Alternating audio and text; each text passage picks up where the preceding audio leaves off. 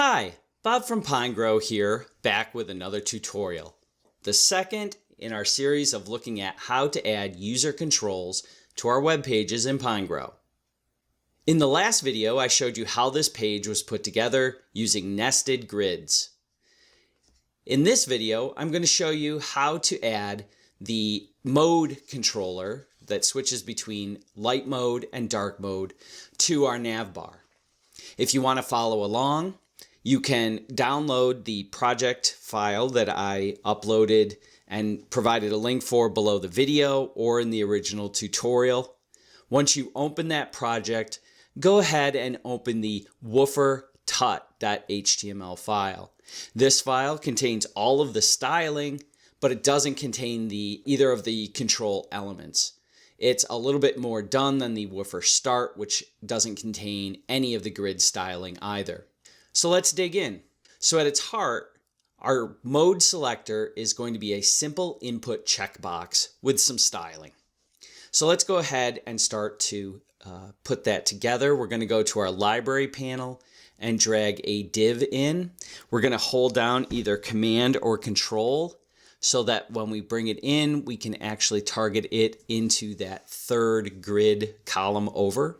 If we want to, we can select the nav, hit either Command G or Control G to bring up the grid. We can see that we have 4 columns: a logo, links, mode, and font. And we want it right in that mode switcher grid. Okay, so now we're going to take a look at our styles panel. We can see that it's been assigned to this particular grid area. We're going to change that over to making it assigned to the mode grid area. And to do that, we're going to add a couple of classes. So I'm going to go up into the properties panel. I'm going to remove the empty placeholder, and then I'm going to add 2 different classes.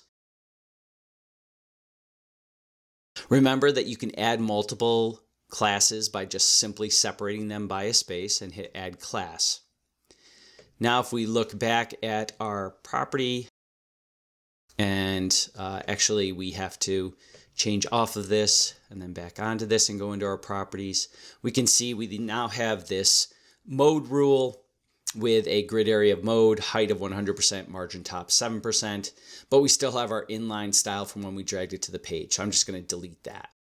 So now we have our div on the page. We're going to use Font Awesome 5 now to add a little bit of style to our selector.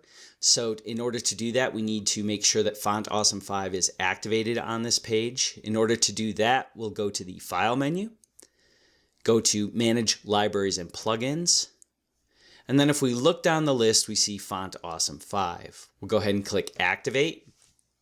And then it asks, do we want to just update this page or do we want to update all the files? I'm just going to update this page, and I'm going to add it with JavaScript. So now that's the resources are copied and it's added, so we can close that out. Now we can bring in a regular icon. So we're going to bring in 2 regular icons. And so in order to do that, we're going to make sure that our select box is deselected. Type a 2 on the keyboard. That will turn our repeater on. And then we're going to drag the FA regular icon element over within that newly created div. Okay, so that creates 2 icons. We can go ahead and select the first one, go to the properties panel, click on the icon,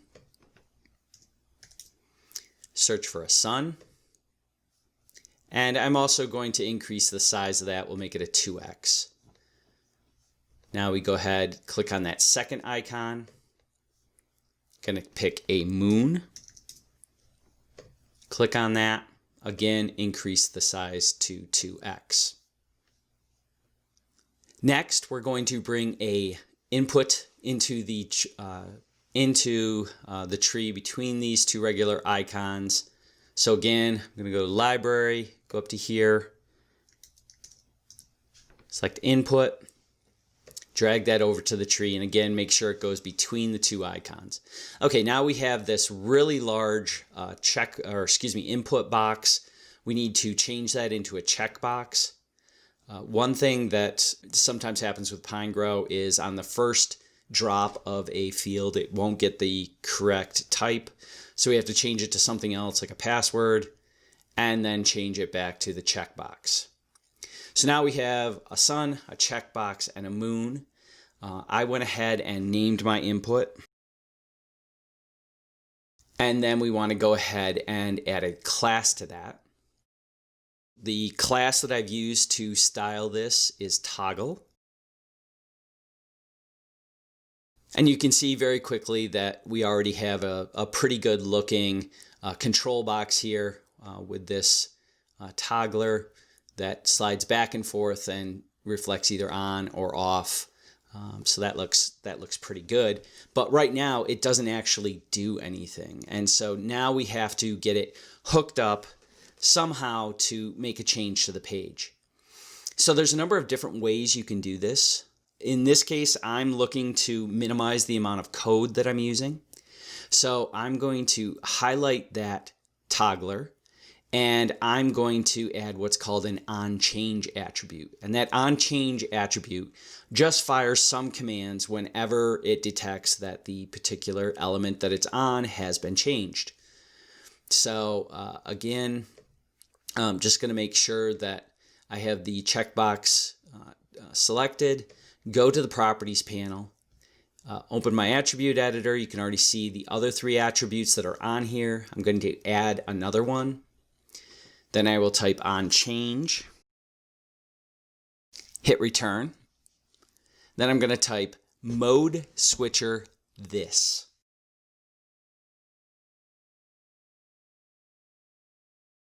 So a couple of important points. Attributes, the actual attribute name like onchange, can be capitalized or lowercase. It doesn't matter. It's case insensitive. I like to capitalize the C to indicate it's onchange as opposed to onchange. So this is case insensitive, but the value that you give it is case sensitive. So the function that we're going to put in to control our page has to be named mode S switcher. And so the only thing left to talk about is what this means. So in JavaScript, when you say this, you're passing in a referral to an element. In this case, the this corresponds to this actual checkbox. I know it looks not at all like a checkbox, but it is a checkbox. It'll pass that whole checkbox element to our function, and that function then can query that element to see what its value is. We somehow need to add the code for the function to our page, and there are a few ways we can do this. We can add it into the code box at the top of the library and then drag it to the page. We could also enter it into the code view below the page view. I actually prefer to use a standalone code editor. My favorite is Visual Studio Code because it works well with Pinegrow and it has a lot more functionality. But really for this simple code, we could put it right into the text box. As it turns out, I already have it installed on this page. So let's just take a look at it in Pinegrow's code editor. So we'll go to the page. I'm going to select that script. And I'm going to go ahead and open it right here. I'm going to float that window. Okay, so here's our script. And basically this is just added right onto our page. So if you have a relatively small number of scripts that are rather short, you can add them right onto the page this way. You can also add them into a separate standalone file and then bring that file into the page when it loads. But for right now, let's just take a look at the actual function that we're putting onto the page. So the first line after the opening script tag is function mode S switcher open parentheses element close parentheses. So that basically just defines our function and names it mode switcher. And the other thing it does is it takes this that we passed out of the onchange and loads it into a variable with the name element. We then have the opening curly bracket for our function. And down here is the closing one. So the next line after we open our function is this this statement let. So we're saying that we're defining a variable. Let target equal document.body. And in JavaScript, that's just a way that we can select our page's body tag, that opening body element for modification. On the next line, I'm using a if statement. It's a ternary if statement on a single line, so we don't have to use if. Instead, we have this question mark. And what we're saying is let another variable, so defining the variable with let, mode equal, if the element that we passed in, remember the this, if that element is checked, then we want to set our value to dark, so mode will be equal to dark. If it's not checked, then we want to set the element value or the variable value mode to light. And then finally, this last line is what actually does the heavy lifting of changing the page. So we say target, and so in this case, this means the document body. Set the attribute data mode to whatever was found up here, so either dark or light. So attributes are really powerful. They allow us to add a lot of data to the page. You can see that PineGrow utilizes them extensively. In this case, we're using a custom attribute, so we prefix it with this data dash, and the one that we're passing in is called mode. So what this does is anytime our checkbox is checked, it will toggle between dark and light mode onto the page. So let's see how it works. We're going to close this out. And so now we have the script added to the page.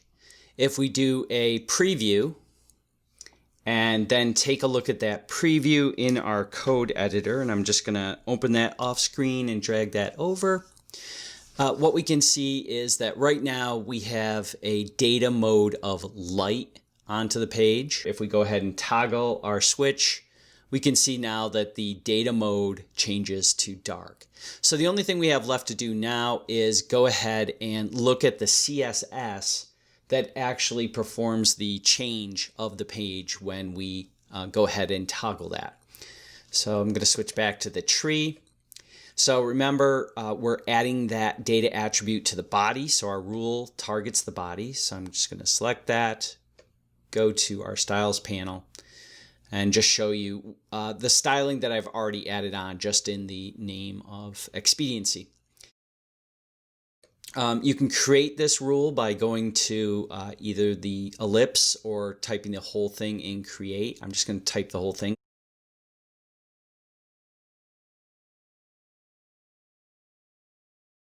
And then click create, but I've already got it created, so I'm not going to do it again. So properties and values I added in are for background color, text color, and section color.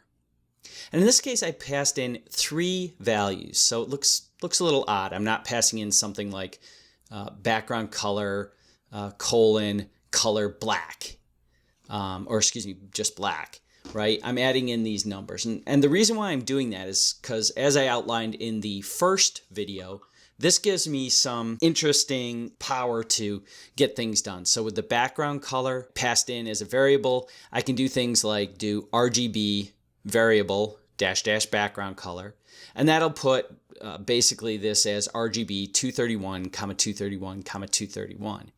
So if I'm just doing regular colors, that's all well and good. Where it becomes neat is if we're looking at something like this, where I'll turn the clicker off. If I look at this text right here, I'm actually passing it in as an RGBA. And because I'm just passing it in as 3 numbers, we can go ahead and have the 3 numbers here, add a comma, and then a 0.7. So that adds an alpha of 0.7 or an opacity of 70% to our text, so it gets this lighter color. So basically did the exact same thing on the body.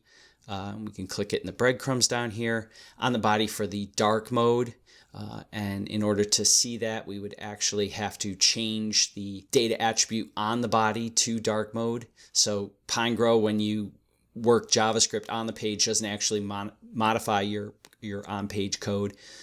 So even though it is going to, even though it's going to show a change, it's actually not going to change the text. So if we pull this up, we can see right now the body is in data mode light. If we change that, even though we get a change here, we don't see it. The only way we're going to be able to work on the active rule is to change that to dark. Then we can go back here, select the body, go back to here, and we see now that our body data mode dark rule is popped up. And basically I just changed those same 3 variables. So as I said in the first video, for our variables, we could also choose to use HSL, and then for the lighter text, use HSLA along with this 3-number system. We could also use hex and basically add on the last 2 digits. So with hex, you have normally a 6-digit hex number that represents your color. We could just add another 2 digits on for that alpha. Right now, that's supported by a little more than 90% of browsers. Internet Explorer 10 and 11 don't support that, but pretty much every other browser does. Okay, and so that's it. If you open the page in the viewer, you can definitely see that our mode switch works nicely. We're going to change, before we finish this section of the project, we're just going to change the body data mode back to light, since that's our default. And next, we're going to go ahead and add our other user control on here to change the font size. So I'll see you in the next video. And until then, have fun designing with PineGrow.